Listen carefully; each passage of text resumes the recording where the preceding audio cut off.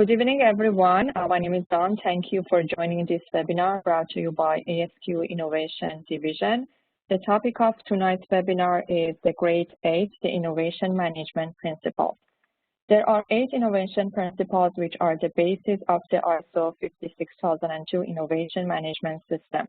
Realization of value, feature-focused leaders, strategic direction, culture, exploiting insight, managing uncertainty, adaptability, system approach. The principles are detailed in ISO 56000 and are briefly referenced in ISO 56002. This webinar will explain each principle, show how they link, and then explain how each principle is applied in an innovation management system. The learning objectives are to understand the principles of innovation management, how the principles apply in an innovation management system, their practical application in business. This webinar is recorded and the recording will be available on ASQ Innovation Division YouTube channel. In addition, there will be 5 to 10 minute time after the presentation for questions and answers, or maybe more than that. Please post your questions in the Q&A section of the WebEx tool. Tonight, our speaker is Mr. Peter Merrill. Peter Merrill is a keynote speaker on innovation and has keynoted at conferences in cities such as Dubai, Mumbai, and Shanghai. He began his career in R&D in a major UK corporation and later as chief executive of a leading design brand. In that corporation, he led innovation in one of the most demanding markets. He's an engineer, an artist, and a writer, and he has led innovation in the field of both graphic art and engineering. He's one of the North America's foremost authorities on management systems, which he has implemented in such innovative companies as IBM, AIG, and RIM. He was founding chair of the ASQ Innovation Division and currently chairs the Canadian National Committee to ISO TC 279, the Technical Committee on Innovation Management. He's author of the books Innovation Generation, Innovation Never Stops, The Executive Guide to Innovation, and Do It Right the Second Time. His most recent book is ISO 56000, Building Innovation into Your QMS. He writes the innovation column for Quality Progress. Thank you very much, Peter, for accepting to be our speaker tonight. I would like to hand it over to you. Please take it away. Okay, thanks very much, Dawn. Just checking, can you hear me very clearly? Yes. Okay, thank you. Well, hello everyone. And this talk came about in, I guess it was the 3rd quarter of last year, when one of the sections in Texas a member of the section had read my column in Quality Progress, in which I talked through these principles. They felt that it would make a great basis for a talk, and so I did it for that section. And another section said, yeah, we liked it. So here it is. This is my 3rd time in 3 months that I'm doing this talk. And to give you an idea quickly of what the principles are, they start off with talking about what innovation is. It's about realizing new value and also benefit. I'm cautious of the term value, I have to say that. I was actually one of the task group that worked on these principles, but one of the things we do in ISO is we work on consensus. And so I was kind of overruled, and the concern I had was that the term value tends to be thought of as financial, and yet when you get deeper into innovation, you find emotion and benefit. The less tangible things are an important part of innovation. But there's no question that innovation has to be led, and the same principle, future-focused leaders, talks about the type of person that's going to lead innovation. They have to be curious. They want to go out looking for things. They're also courageous. They're willing to take risk. And their job also is to set direction for an organization. A lot of people think innovators are lone wolves, but they're not. 95% of innovators work with other people, work with other organizations. So a leader sets direction, but we have all learned that when you start out on an innovation journey, there's a high degree of uncertainty. So your direction is going to change. And I find myself all the time saying, prepare to pivot. You can be certain that'll happen. For all of this to happen, we know that the culture of an innovative organization is different. And people often ask me, well, how do I create an innovation culture? And I say, well, actually, I think what you're really asking is how do you build a creative culture and get it to coexist with an execution culture? Because innovation is both creativity and execution. And I'll talk about that in more depth. So those first four principles are really about the platform for innovation. We then get into the doing part. Principle 5 is about exploiting insights, finding opportunities, and leveraging them. And those opportunities are going to come from unmet needs in the marketplace. And the good innovator is able to see those needs. And in fact, the person who's going to benefit from the innovation may not even realize those needs exist. And like I said a moment ago, the whole journey is full of uncertainty. And so we have to manage that uncertainty. And certainly one of the things I've learned from implementing innovation is that good portfolio management is the hub of innovation management. And as we go on that journey of uncertainty, we're going to have to change, and we have to be adaptable. We use the term adaptable in the standard rather than the term agile. I find the term agile is being just a little bit overused these days, but I'll come to that. And we have to be adaptable because the context or the environment in which we're operating is constantly changing. We're constantly discovering new knowledge as well as we move forward. So we have to have that adaptability, agility, flexibility. And to bring all of this together, we need systems thinking. Again, we debated the title of this clause. I was rather in favor of systems thinking. Other people on the task group preferred the systems approach.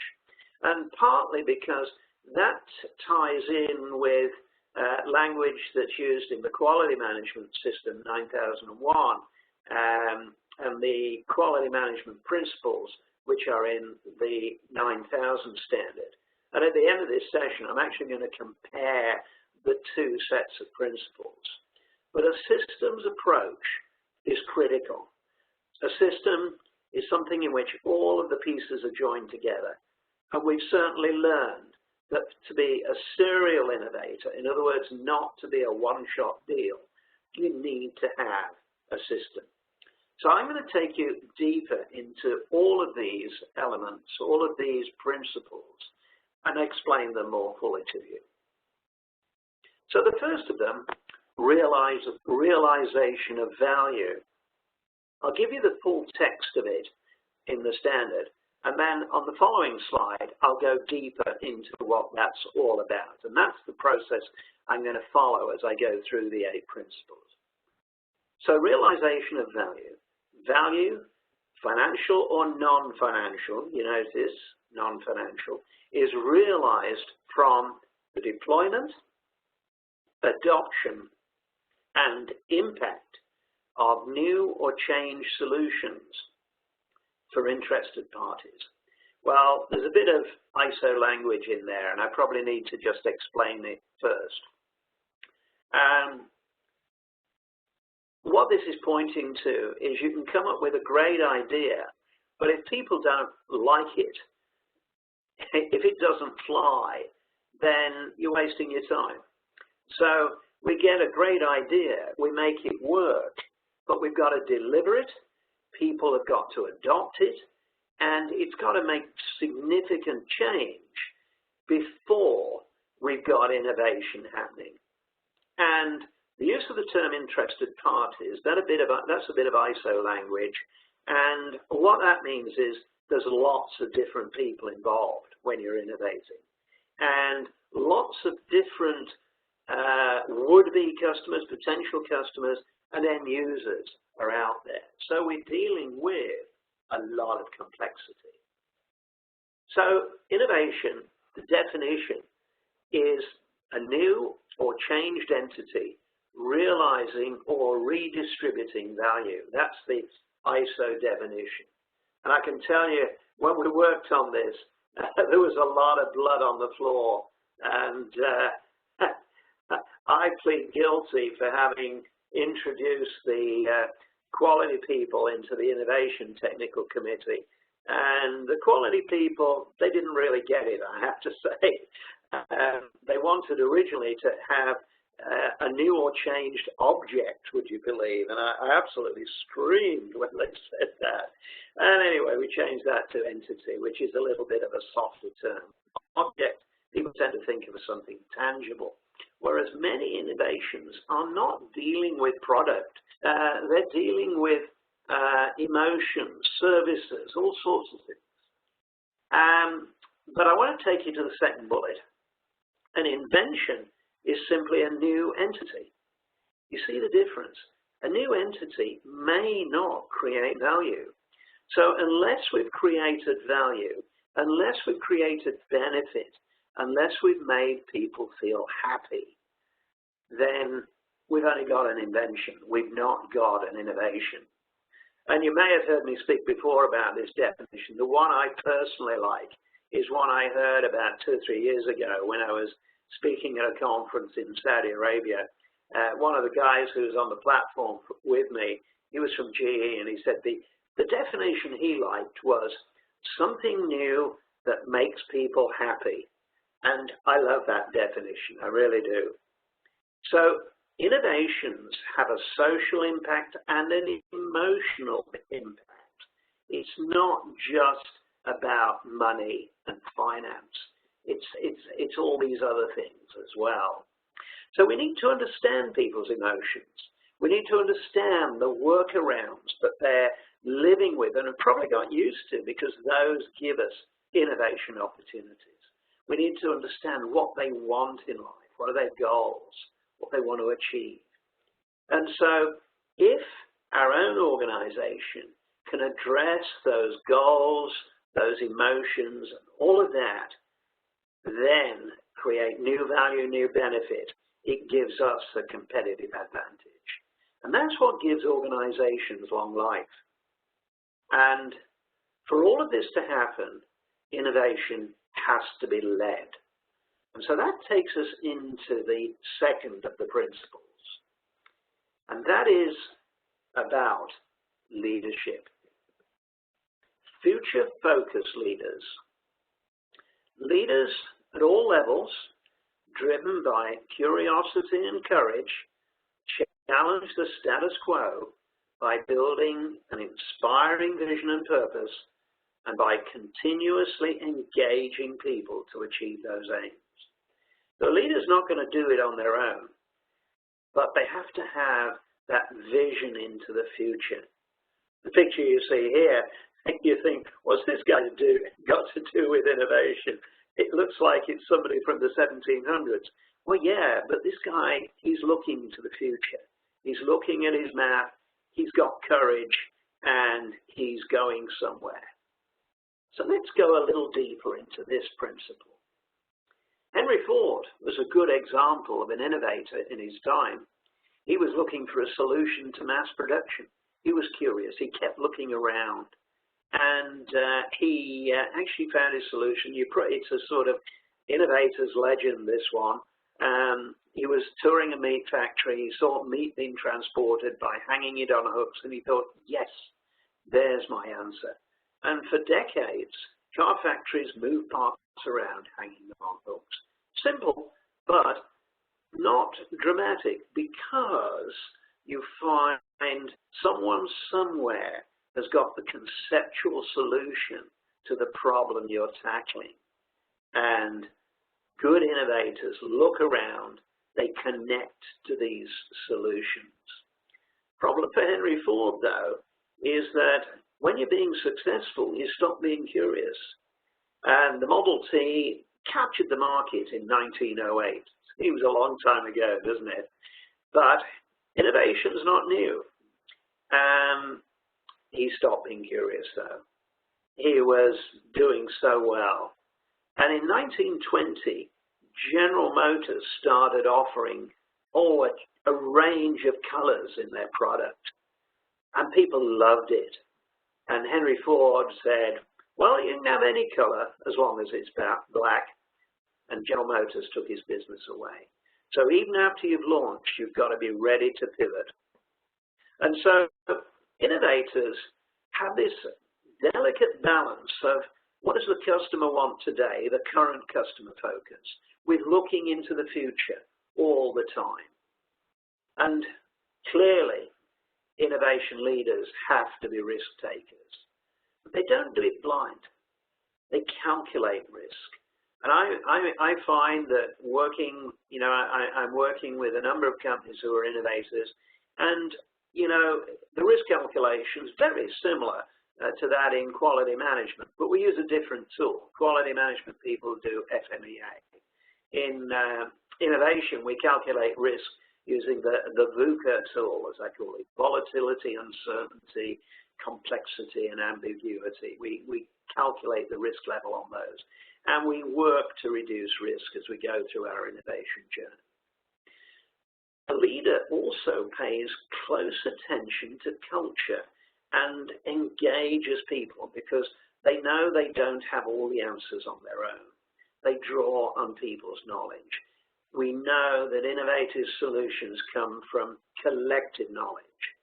So the leader is flexible, is open to change, and importantly, they set direction. So this is the third principle, strategic direction. The direction for innovation activities is based on aligned and shared objectives and a relevant ambition level supported by the necessary people and other resources. Okay, let me break that down for you. Aligned and shared objectives. Unless you're a startup, you're going to be aligning with an existing business. The innovation you're engaging in must be relevant to the core business. A company I'm working with at the moment, based in Boston, they've done an incredibly good job at aligning their innovation with the core direction of the business. At the same time, a company has to have a recognition of how ambitious it is, how much risk are they willing to take. There needs to be an agreement, otherwise, a company can fly apart if there's big arguments and disagreements.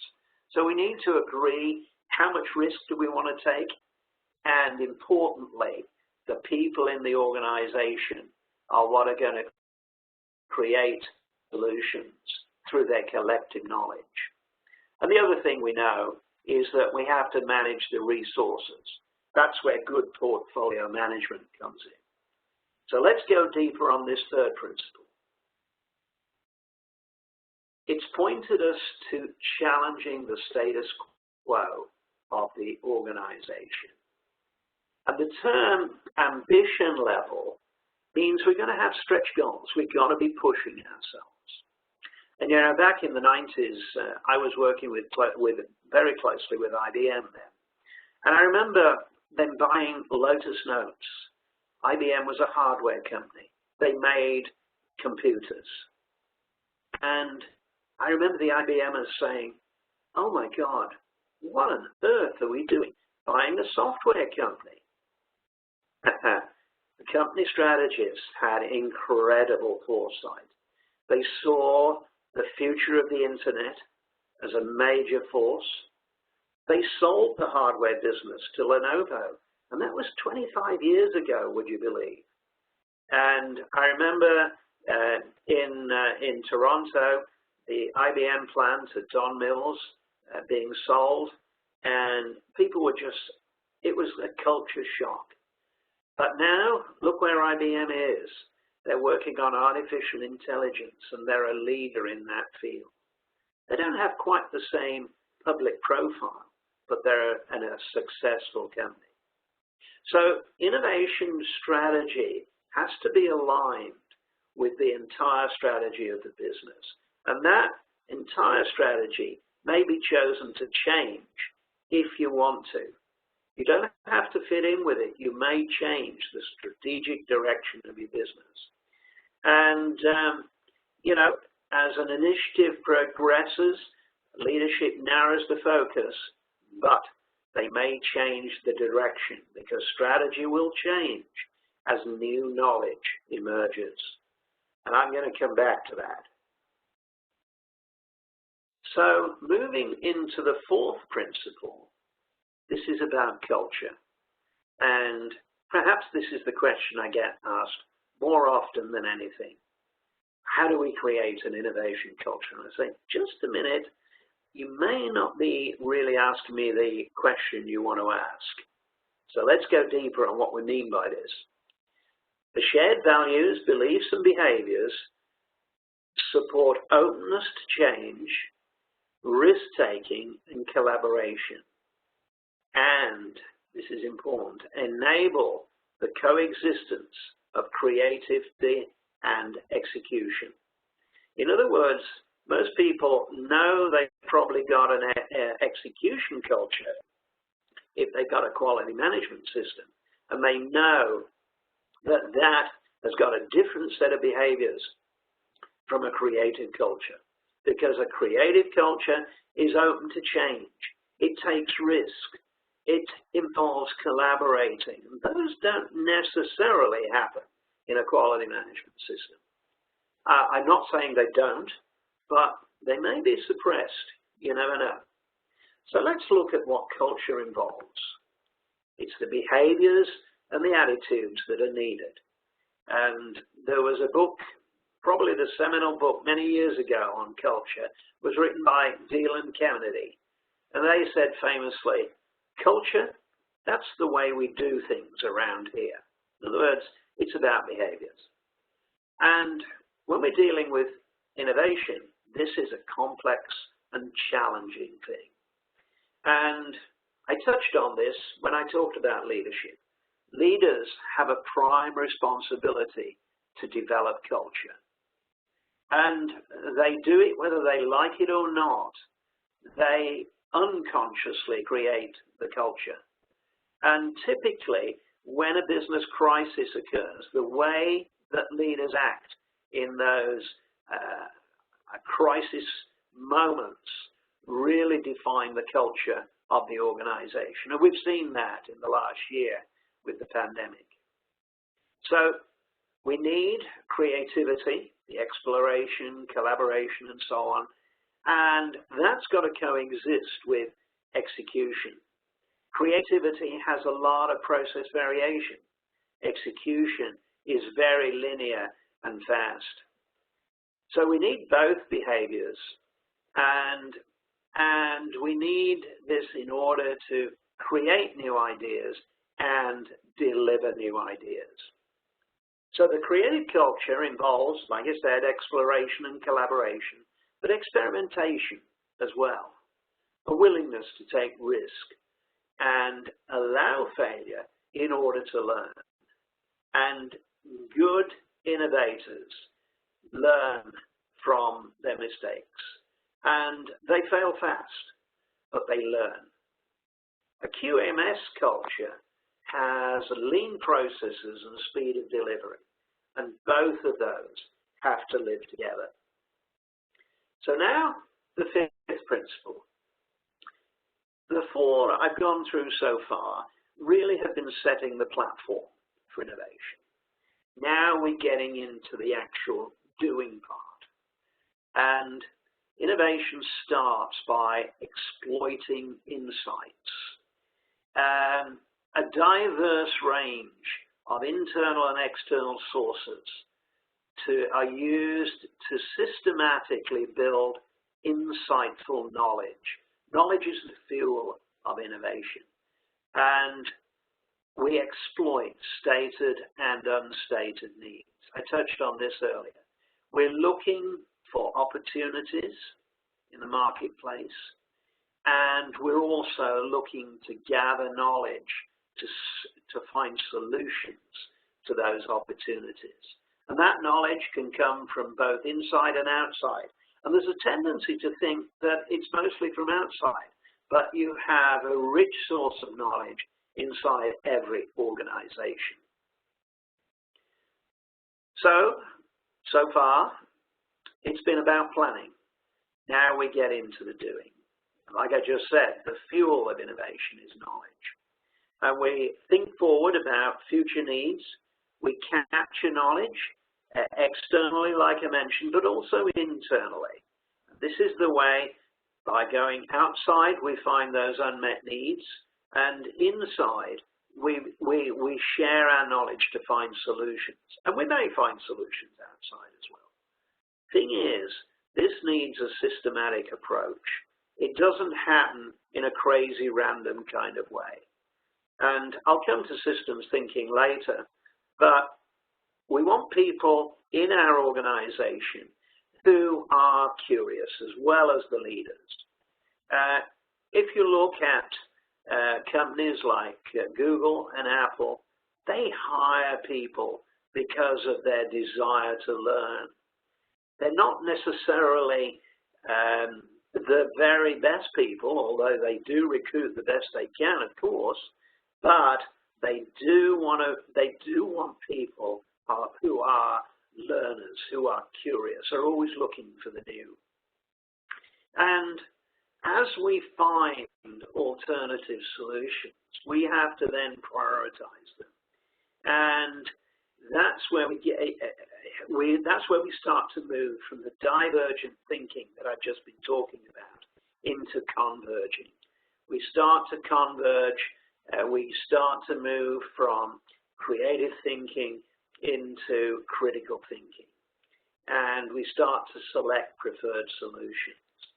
And here's the point where we have to, shall we say, get on our bike. If you think of an idea, there's a pretty high chance someone else has thought of it as well. So now we need to move with speed. And as we get on the journey, there's a lot of uncertainty, a lot of risk. We evaluate these uncertainties and risks, and we manage them and leverage them. We learn, we keep experimenting, and we try to minimize iteration. A good innovation process will not be always going back and doing things again. We will have good proof of concept at the tipping point in the process, and we manage it through with a portfolio of opportunities, like I mentioned before. So, we're dealing with uncertainty. There are many assumptions. So we're constantly testing our assumptions and constantly reducing our risk. And we use that portfolio to drive our experimentation. Good portfolio management is absolutely critical. The portfolio will look at factors of whether does this new idea align with the strategy of the business? What's the risk level on this new idea? What's the ultimate return on investment that we've got for this idea? And these are things we may know to a greater or lesser degree. And as we gain new knowledge, as we travel on our journey, we gradually reduce this uncertainty. But if we are not reducing uncertainty, if we're not reducing risk, if we're not increasing the potential ROI, we've got to have the courage to say stop. And a good portfolio will always have clear criteria to stop an initiative. And that's hard. And startups do this really badly. They have an emotional attachment to an idea. And here's something that may surprise you. Good innovators are financially conservative, yes. So we have the courage to pivot or persevere, and that leads to the next principle. Adaptability. I said earlier, this is sometimes called agility. We chose the word adaptability. We felt it was better. It may mean flexibility. but it means dealing with change. Changing context is going to happen. In other words, the world outside is going to change. And we have to respond to change quickly. And that response may be the way we structure. It may be the way we operate our processes. It may mean we've got to take on board new skills. And we may even change the model that we're using for our potential innovation. And all the time, we're maximizing our abilities as an organization. So adaptability, like I said, often referred to as agility, means being aware of what's going on in the marketplace, what's going on outside, what's the competition doing, what's happening with technology. And the direction we set at the beginning, that's going to change. It'll often mean rapid change, and that's a fundamental ability for an innovator. There's a great quote from Sun Tzu in his book, The Art of War. No battle plan ever survives first contact with the enemy. Plan to pivot. The art of the pivot is absolutely essential. There's a great story going back 20 years ago about a group of skiers out in Colorado. And they were all, there were some West Coast, some East Coast, and they were bemoaning bureaucracy. And they put together a thing called the Agile Manifesto. This was very much about software. And they put together this set of principles. You can dig them out. They're very relevant to the innovator, even 20 years later. And one of them said, one of the principles they put together said, welcome changing requirements, even late in development, for the customer's competitive advantage. Well, that's not new to us now. We know we're always looking to better meet the opportunity that's out there in the marketplace. And so one of the things that adaptability enables is scaling. I remember when we were writing the 56002 standard, and we got to this point in the innovation process, the final step in the process. And I raised the point, I said, you know, we need to include scaling and scalability in the standard. And so they said, no, that doesn't matter. I said, well, I'll tell you this. If you've never had to scale, you've never had a successful innovation. I learned about scaling with the business I ran in the UK. And fortunately, the business I ran was part of a major corporation. The corporate finance people, they took care of the cash flow, because that's one of the big problems. I took care of the people recruitment. You need new people. Money and people are the two things that you have to take care of when you're scaling, when you're successful. And that's why so many small, innovative companies get gobbled up by the big people, because they haven't got the cash flow, they haven't been able to recruit the right people.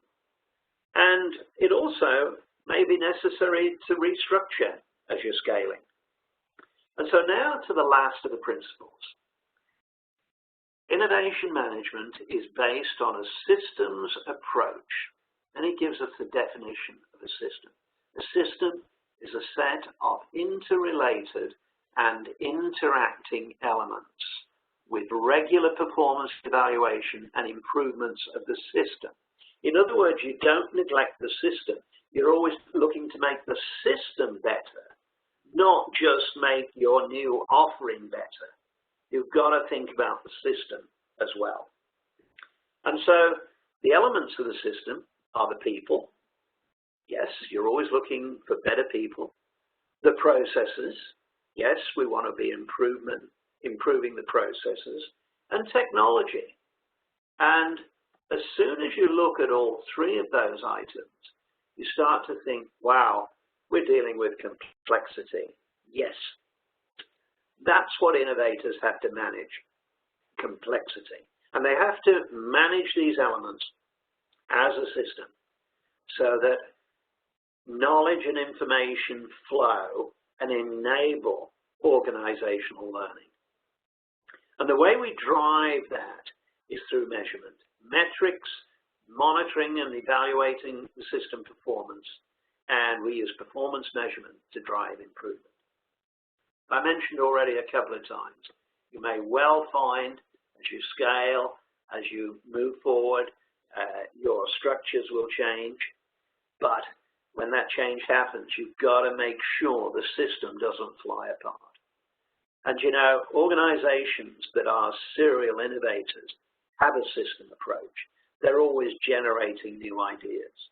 Probably one of the best examples of that is Amazon. They started selling books. Books are now a minimal part of their revenue. They are a retail host now. Totally different business, constantly evolving.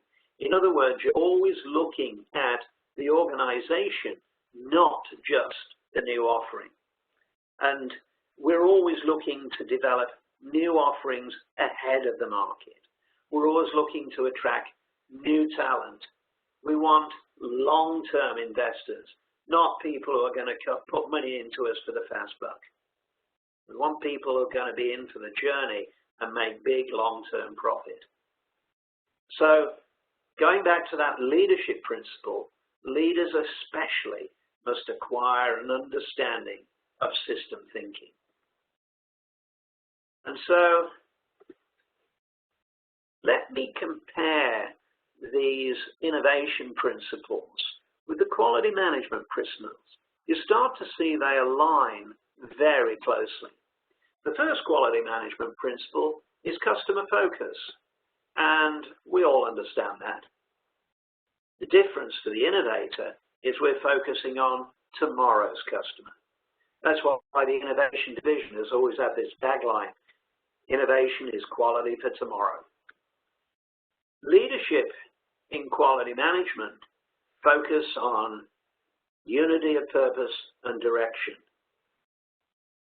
Innovative leaders have that attribute of curiosity and willingness to take risk. In both systems, people engagement is vital, and that's how you build the collective knowledge of the people in your organization through engaging your people, a key part of an innovation culture.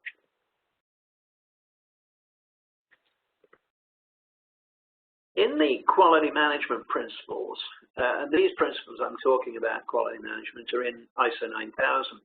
It talks about the process approach. I'm actually critical of the 2015 update in 9000 when they embedded system thinking into the process approach. I think they lost something.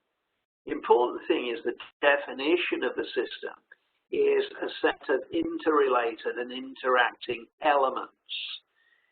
Serial innovators have a system approach. And if you have a system approach, then you can constantly drive improvement in the system. And that's how innovators are always looking for new opportunities. They're not going to sit satisfied on the big new success they may have achieved. And then the next quality management principle is about measurement, evidence-based decision-making, and innovators, if you were to compare that, exploit insights. And finally, the last of the quality management system is about relationship management. And I've emphasized a number of times the importance of collaboration and the fact that 95% of innovators work with other people. That comes from research done by a guy called Paul Leonardi, and it was published in Harvard Business Review a couple of years ago. So these are the 8 principles. To pull it all back together again. The first one is realization of value. And remember I said emotion, benefit as well. Future leaders, people who are willing to go out there and find new things, new ideas, but have the courage to take risk. Strategic direction, recognizing we're going to have to pivot, plan to pivot. A culture in which creativity will live alongside that linear thinking of execution. We exploit opportunities in the marketplace, find unmet needs in the marketplace, and recognize that as we travel down our innovation journey, there's going to be a lot of uncertainty. And so a portfolio and managing portfolio is a hub in the innovation management system. And throughout that uncertainty, we're going to change. We adapt. We recognize the external context is always changing. And we pull all of this together with a systems approach to innovators, to innovation, and become serial innovators. And you probably noticed the book on the right here. This is my recently published book that Quality Press have published. And you can get this either on our website or on the Quality Press website. And this takes you right into ISO 56000. The second chapter in the book is about the principles that I've just taken you through. The rest of the chapters take you through the entire system. So you'll see the link into our website here. If you want more information from me, send me an email. That's also on this slide. So I'll hand back to Dawn now. And Dawn, if you have any questions, then please fire away and I'll be quite happy to answer them. Sure. Thank you so much, Peter, for your presentation. Yeah, there are questions coming on. It's coming in. So the first question is, just right away start with the questions. Can governmental policy-based services be truly innovative, and should they be? Okay, really good question. You know, it's surprising how many governmental organizations have embraced innovation.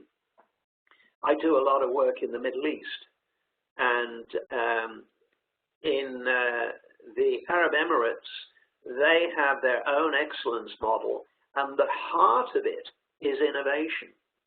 They have a national vision and mission in which they recognize that the last barrel of oil will leave by 2050. And by that time, they have to become a knowledge-based economy. And they recognize they're going to do that through innovation. That's one example. Closer to home, one of the very first public presentations that I did on innovation was actually in the city of Toronto with the municipal government. Now you find a lot of governments are recognizing the need for innovation. So I'm not saying all of them do, but there is definitely a place there. And it's a challenge because many government, I'll use the word bureaucracies, are not agile. And so changing structure is one of their challenges. There's no question. I'm giving a quick answer. I could go on for a long time on that, but there are plenty of examples out there. Yeah. Okay, Dawn, next question. Thanks. Thank you, Peter. Yep. The next question is, what would be good steps to transform the culture towards an innovative culture? Okay. I think what I've learned is the best way of transforming the culture is actually by doing it. Some people think, oh, we're going to go into a culture change, then we'll start innovating. No, you've got to do the two in parallel. So you define your innovation process, you set your innovation strategy, and in order to implement the strategy and the process, you recognize the need to change culture. So my counsel is do them in parallel, do them at the same time. Clearly in the early days, it's hard because you have probably, shall we say, a linear culture, linear thinking, you haven't got the flexibility, but you know the need is there. And so that's the way I would encourage it to be done.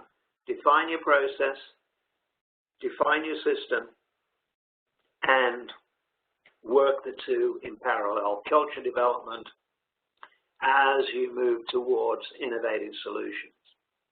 And there's a whole chapter in the book on culture development, which goes much, much deeper into that question. Okay, Dawn, next question. Thank you so much. So the next question is, if you had to rank the principles which is the most important to getting innovation right? If I had to, I missed the word there. If I had to rank, what was it? If you have to rank the principles which is most important to getting innovation right? Okay. Yeah.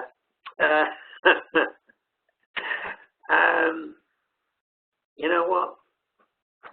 I'm going to, this may surprise everyone, but I'm actually going to come back to a systems approach. Because what you find is that too many innovators are a one-shot deal. And I've worked with many innovative companies over the years, and the ones that have grown and scaled have actually put in a system right at the beginning. In the old days, they'd use 9001, even though they were innovators. And now, if you go to 56002, it gives you a lot more knowledge than 9001. It recognizes the challenges that are there by, being, shall we say, the trap of being too rigid. So, yeah, I would go to system approach or system thinking.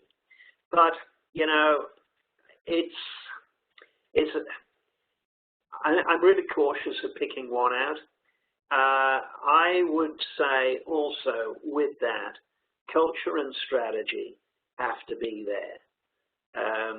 You've got to have the culture change that's necessary, and you've got to have the strategic direction for the business. You've got to know where you're heading. But what's important about system thinking, all of these principles fit together, and you've probably seen that as I've walked through the principles. Okay, Dawn, next question. Yes, thank you, Peter. So the next question is, organizations tend to become complacent and inward-looking over time. Constantly bringing in new knowledge becomes a significant hurdle. What are some effective yet relatively inexpensive ways to bring in relevant knowledge to jumpstart innovation?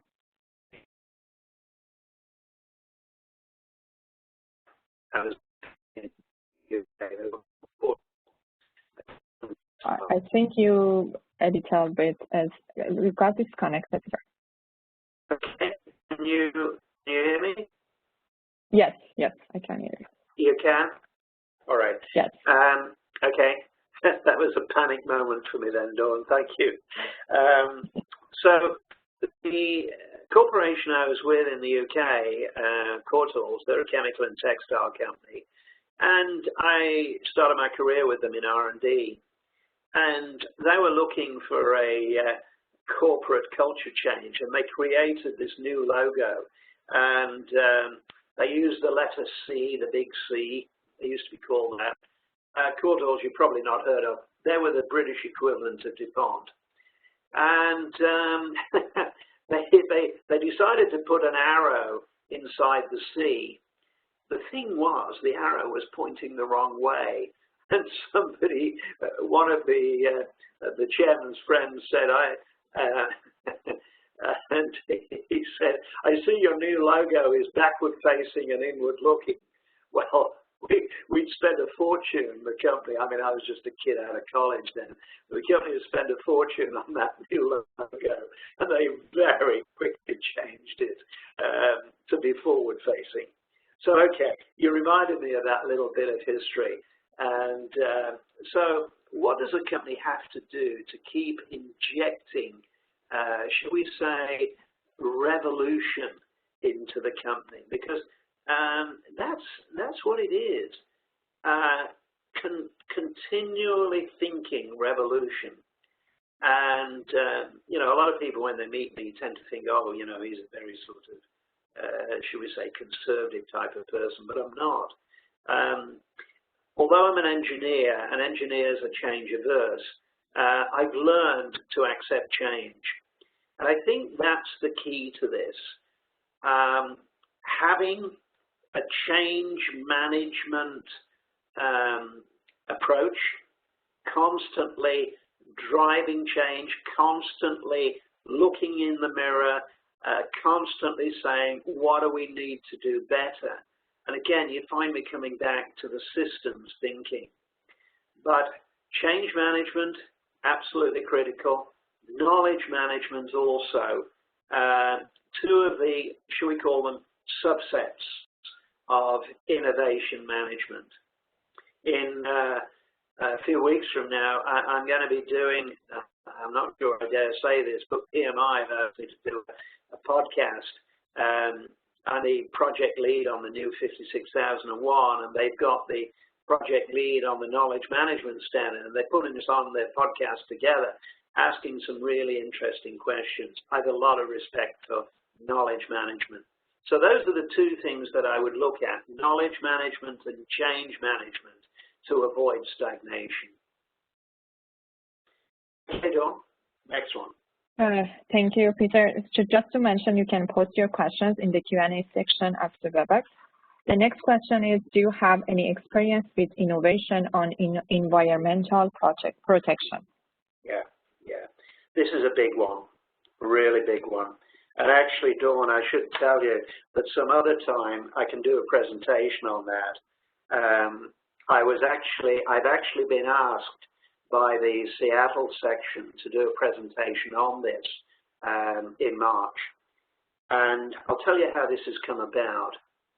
It came as a result of the innovation column I did in December of last year, in which I looked at how innovation is absolutely imperative if we are going to achieve the United Nations Sustainable Development Goals.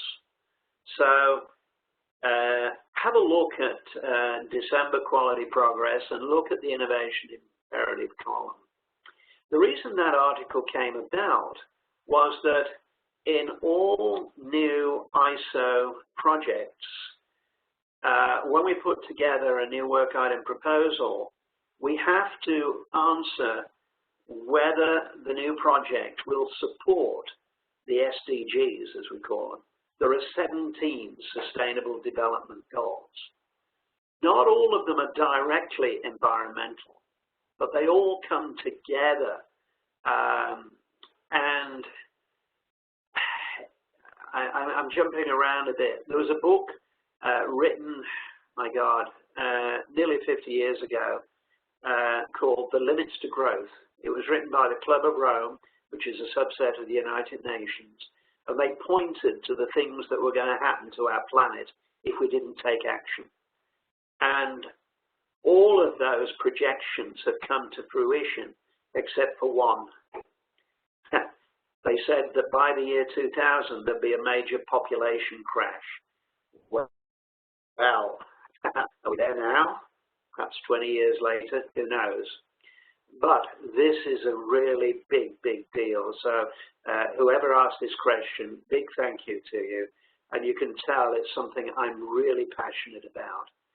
Of the 17 Sustainable Development Goals of the United Nations, innovation management and 56001 is going to support 15 of those goals.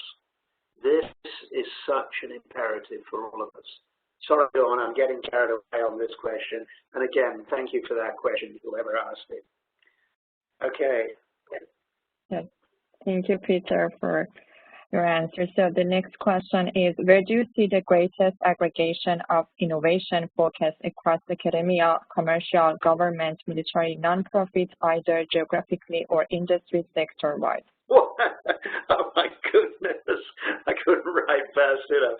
Somebody obviously had a bit of time to sort of put that text through. Can I ask you to go through those again? Let's go to the first sequence first. What is the greatest aggregation? Did you start with? Was that it? Yes.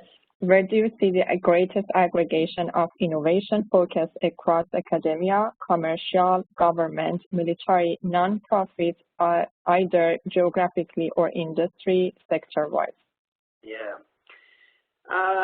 My short, honest answer is I haven't got a clue, but I'm not going to duck the question. Innovation in academia has exploded in the last 10 years. Innovation in business has been out there for, as a leadership must-have for at least 20 years. And innovation, you know, some people say to me, oh, well, it's only just happened. No, it actually began in politics. The first recorded writing on innovation was by, wait for it, Machiavelli, of all people. Machiavelli, in his book, The Prince, which I think was published in 1520, said that innovators will get very little support from people who will benefit and downright opposition from those who will not. And I can tell you, as members of the Innovation Division, that is being played out in ASQ. This is a constant fight for all of us. We've all got to engage in it. I know I'm sidestepping the question, but coming back to the question, I think that there's no question industry led the charge because industry saw the speed of change as we digitized. But that was the trigger, the digitization. The rapid speed of knowledge growth has led to more change. And again, going back in history to Charles Darwin, a quote from Charles Darwin, it's not the strongest of the species will survive, nor the most intelligent, but the most responsive to change. And that's why innovation has become such a very big deal. I work closely with one academic institution and currently developing an online learning course with them. And what I find in academia is they tend to have a particular area of focus. You know, there's a particular aspect they will focus on. I find my best source of knowledge, I mean, a lot of people know this, I find Harvard Business Review is where I get thinking on innovation. I really do. Okay, I kind of circled around that question, Dawn, and I apologize to the person who asked the question, but my honest answer at the beginning was, I don't know which of those has the biggest aggregation of knowledge. It would be interesting, but anyway, enough said. Thank you so much. So the next question, we still have two more questions, I guess. How do you personally embed innovation principles and practices into your everyday work?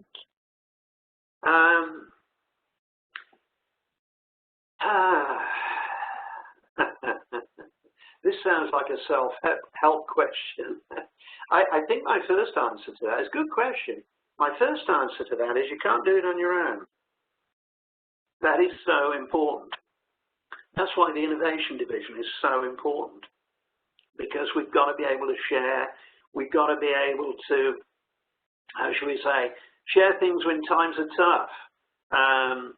And it's important for us to work together. So embedding innovation in your day-to-day work, I think has got to be in the context of the organization you're in.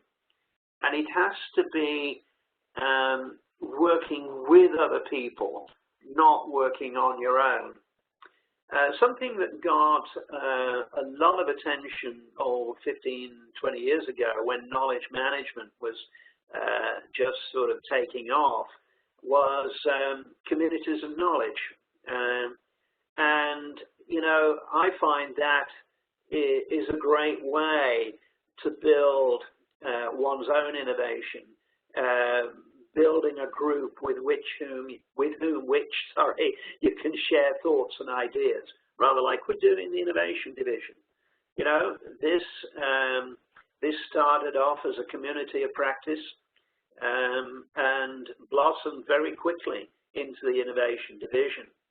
I was privileged to be asked to lead the community of practice, and it grew so fast. We were the fastest community to become a division. We did it in 2 years, which was a record, and we were the first new division to form for 10 years in ASQ. So a little bit of history there that others may not have heard. Okay, Dawn, you got a couple of more questions. I think maybe one. Yeah, I think there is one more question, and because we are out of time. So this last question is, what's the best way to inform self-described innovators about the value of ISO 56002 and the ignorance of it? What were the last couple of words, Dawn, sorry?